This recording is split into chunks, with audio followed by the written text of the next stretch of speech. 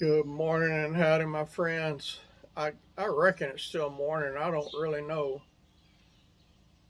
Been busy and my rear end is dragging. I am so tired. I'll be glad when this place is sold and I'm out of here. My realtor lady contacted me and she's going to be here at 10 o'clock in the morning, tomorrow morning, 10 o'clock, to get me to sign all the paperwork and for her to take pictures of the house and the property and all to get the listing up. And sometime tomorrow it will be online and for sale. And I'm excited about it, but goodness gracious, y'all, I am wore out. I'm tired. I think I'm so tired I'm not resting good at night. Looks like being as tired as I am each evening, I would rest good, but the last 2 or 3 nights I haven't. And I can't figure that out. But anyway, let me get busy reading to you because I got a lot more work I got to get done around here. Continuing in 1 Samuel as we read through the Bible together this year, chapter 20. And David fled from Naioth in Ramah and came and said before Jonathan, What have I done? What is mine iniquity? And what is my sin before thy father, that he seeketh my life? And he said unto him, God forbid, thou shalt not die. Behold, my father will do nothing, either great or small, but that he will show it me. And why should my father hide this thing from me?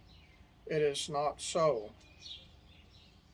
And David sware moreover, and said, Thy father certainly knoweth that I have found grace in thine eyes. And he saith, Let not Jonathan know this, lest he be grieved. But truly as the Lord liveth, and as thy soul liveth, there is but a step between me and death. Then said Jonathan unto David, Whatsoever thy soul desireth, I will even do it for thee. And David said unto Jonathan, Behold, tomorrow is the new moon, and I should not fail to sit with the king at meat. But let me go, that I may hide myself in the field unto the third day at evening. And if thy father at all miss me, then say, David earnestly asked leave of me, that he might run to Bethlehem his city, for there is a yearly sacrifice there for all the family. If he say thus, It is well, thy servant shall have peace. But if he be very wroth, then be sure that evil is determined by him. Therefore thou shalt deal kindly with thy servant, for thou hast brought thy servant into a covenant of the Lord with thee. Notwithstanding, if there be in me iniquity, slay me thyself, for why shouldest thou bring me to thy father?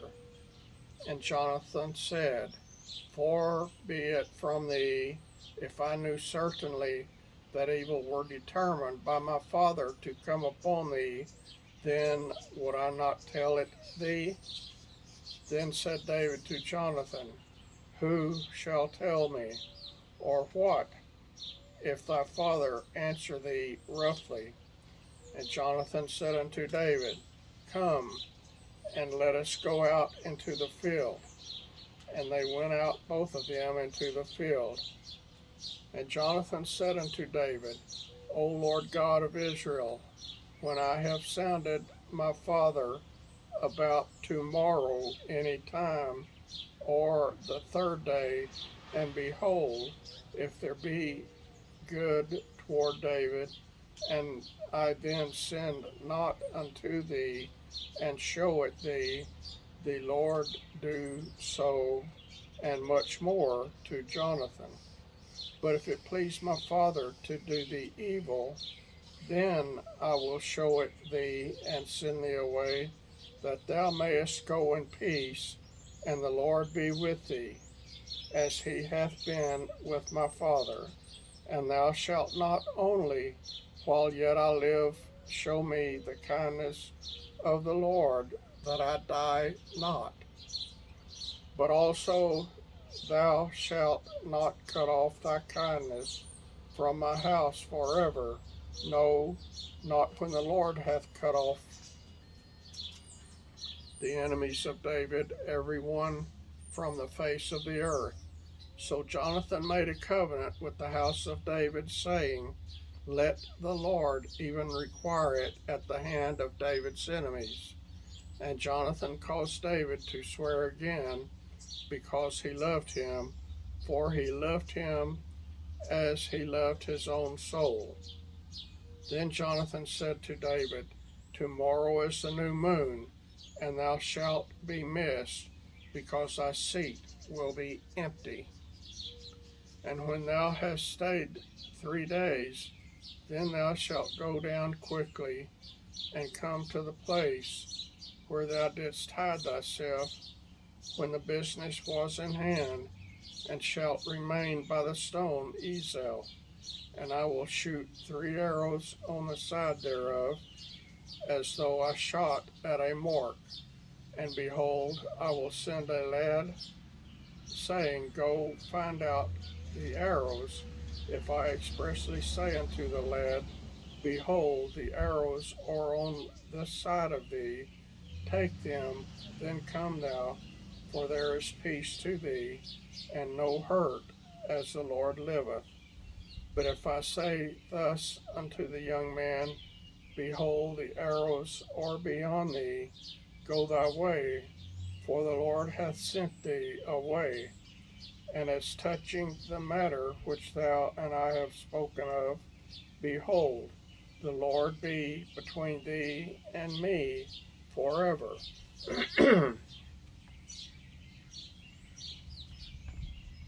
So David hid himself in the field, and when the new moon was come, the king set him down to eat meat. And the king sat upon his seat, as at other times, even upon a seat by the wall. And Jonathan arose, and Abner sat by Saul's side, and David's place was empty. Nevertheless, Saul spake not at anything that day, for he thought, Something hath befallen him, he is not clean, surely he is not clean. And it came to pass on the morrow, which was the 2nd day of the month, that David's place was empty. And Saul said unto Jonathan his son, Wherefore cometh not the son of Jesse to meat, neither yesterday nor today? And Jonathan answered Saul, David earnestly asked leave of me to go to Bethlehem. And he said, Let me go, I pray thee, for our family hath a sacrifice in the city, and my brother, he hath commanded me to be there. And now, if I have found favor in thine eyes, let me get away, I pray thee, and see my brethren. Therefore he cometh not unto the king's table. Then Saul's anger was kindled against Jonathan, and he said unto him, Thou son of the perverse, rebellious woman, do not I know that thou hast chosen the son of Jesse to thine own confusion, and unto the confusion of thy mother's nakedness? For as long as the son of Jesse liveth upon the ground, thou shalt not be established, nor thy kingdom. Wherefore now, send and fetch him unto me, for he shall surely die. And Jonathan answered Saul his father, and said unto him, Wherefore shall he be slain? What hath he done? And Saul cast a javelin at him to smite him, whereby Jonathan knew that it was determined of his father to slay David. So Jonathan arose from the table in fierce anger, and did eat no meat the second day of the month, for he was grieved for David, because his father had done him shame. And it came to pass in the morning that Jonathan went out into the field at the time appointed with David, and a little lad with him. And he said unto his lad, Run, find out now the arrows which I shoot. And as the lad ran, he shot an arrow beyond him. And when the lad was come to the place of the arrow which Jonathan had shot, Jonathan cried after the lad and said, Is not the arrow beyond thee? And Jonathan cried after the lad, Make speed, haste, stay not. And Jonathan's lad gathered up the arrows and came to his master. But the lad knew not anything, only Jonathan and David knew the matter. And Jonathan gave his artillery unto his lad, and said unto him, Go, carry them away to the city. And as soon as the lad was gone, David arose out of a place toward the south, and fell on his face to the ground, and bowed himself 3 times, and they kissed one another, and wept one with another, until David exceeded. And Jonathan said to David, Go in peace, forasmuch as we have sworn both of us in the name of the Lord, saying, The Lord be between me and thee, and between my seed and thy seed forever. And he arose and departed, and Jonathan went into the city. Chapter 21. Then came David to Nob,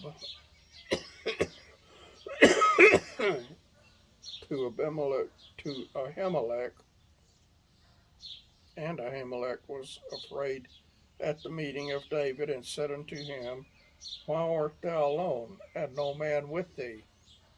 And David said unto Ahimelech the priest, The king hath commanded me a business, and hath said unto me, Let no man know anything of the business whereabout I send thee, and what I have commanded thee, and I have appointed my servants to such and such a place.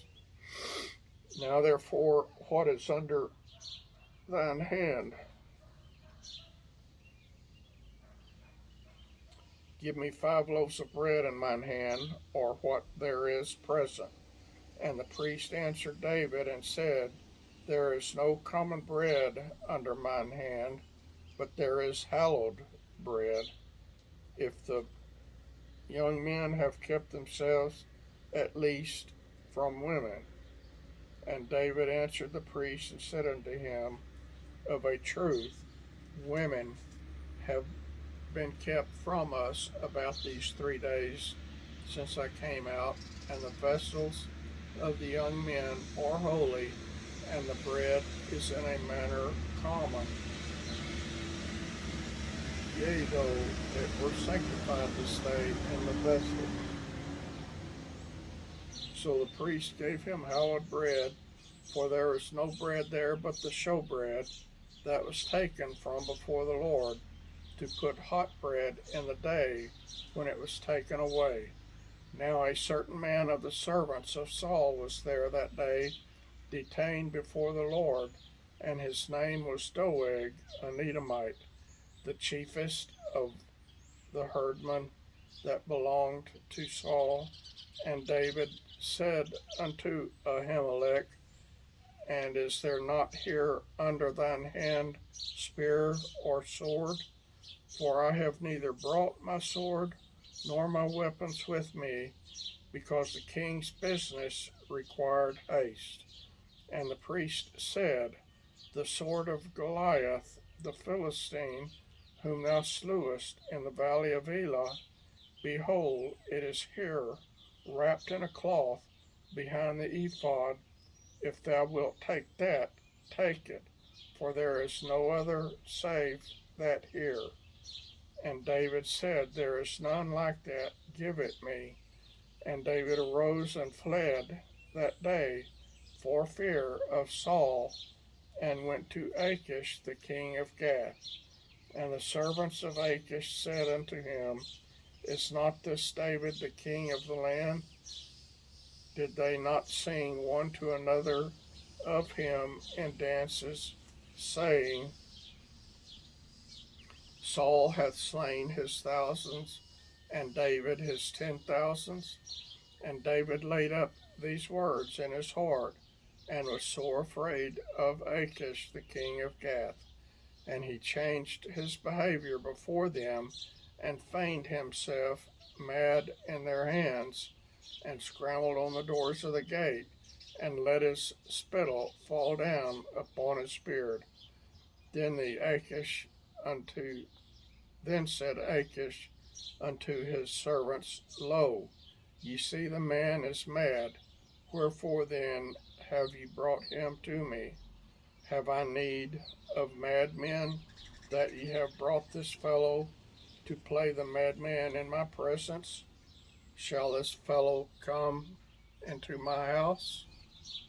All right, y'all, that's 2 chapters, 20 and 21.